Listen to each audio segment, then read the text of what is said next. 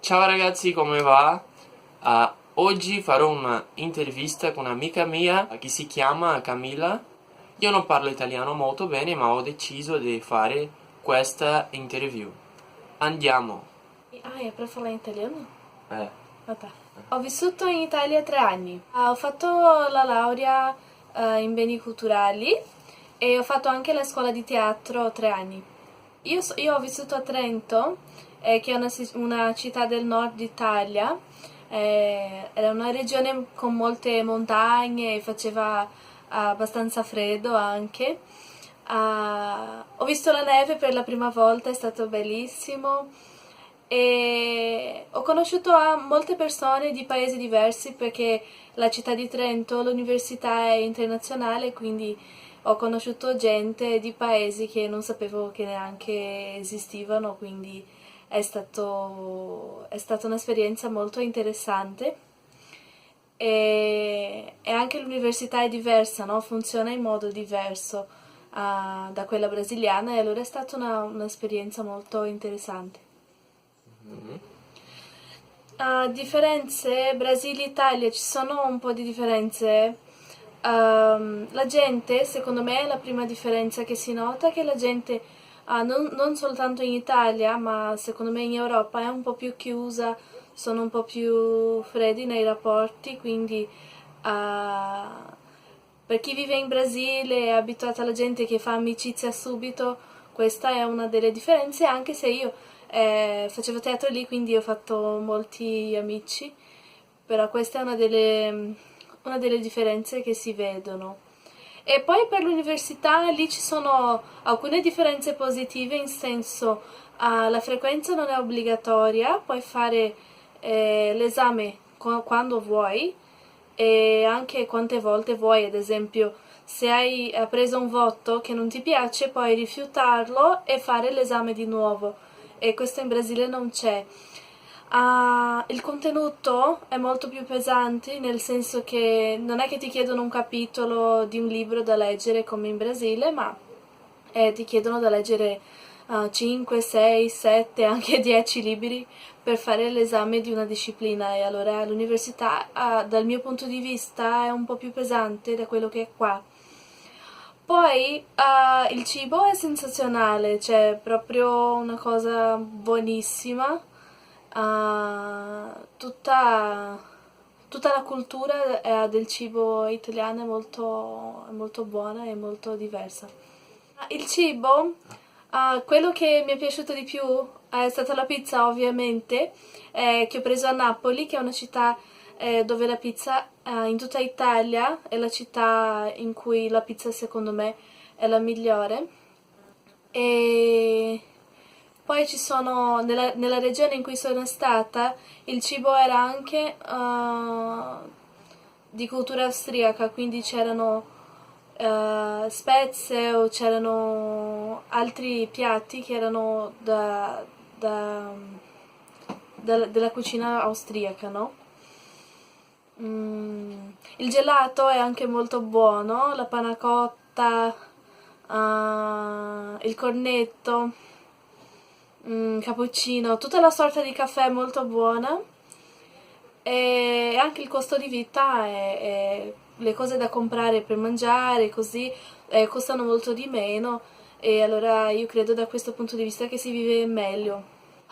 Io ho imparato italiano un po' prima eh, di viaggiare, di andare in Italia. Ho studiato un mese qua in Brasile da sola, senza fare i corsi. Io usavo molto dei libri, internet, anche Duolingo.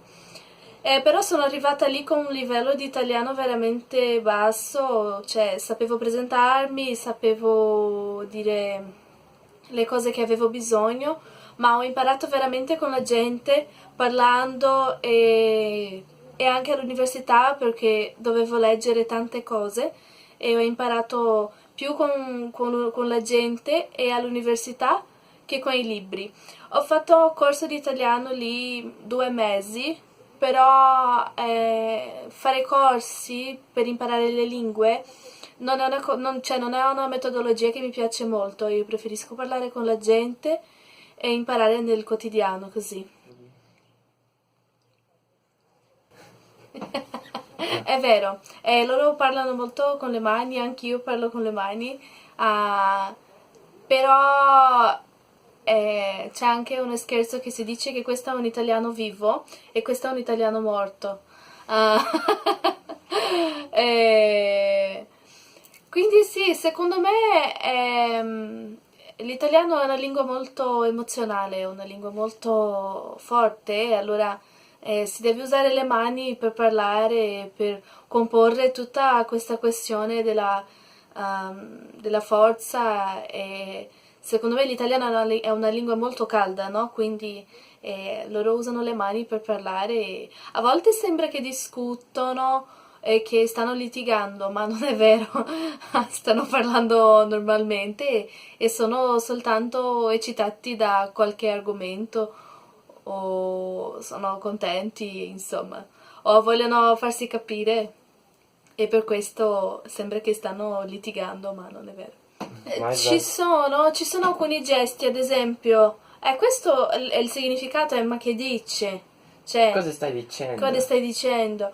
E poi ci sono alcuni, ad esempio, questo qua, si dice qua, è andiamo via.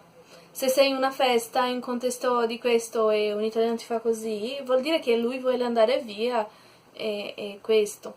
Poi ci sono altri gesti, c'è questo qua che è difficile mettere in parole così. E questo qua, quando uno fa così, indietro, vuol dire una cosa del genere tipo no, ma lascia stare questa cosa, cioè che l'argomento che stai parlando, che quello che stai parlando non c'entra. Ci sono anche altri gesti, tipo questo qua vuol dire buono. Eh, Mi sa che sono tutti i gesti più... Guarda, io ho imparato italiano cioè in un modo privilegiato perché ero lì, quindi secondo me il mio consiglio è essere a contatto con la lingua il più che puoi. Ascoltare musica, guardare dei film, video, serie, se conosci qualcuno che parla italiano, stare parlando sempre italiano con questa persona, che così pian piano, così come i bambini, no, impari in modo più veloce e più efficace. Io è che a me non piace studiare in modo tradizionale come corsi, quindi io ci credo che se guardi un film che ti piace, se parli con le persone, ascolti una musica o la radio, no? Ci sono alcune radio che puoi ascoltare, ad esempio Radio Italia, ci sono un sacco di radio italiane che sono belle e anche la TV, secondo me aiuta anche di più. Ah, eh.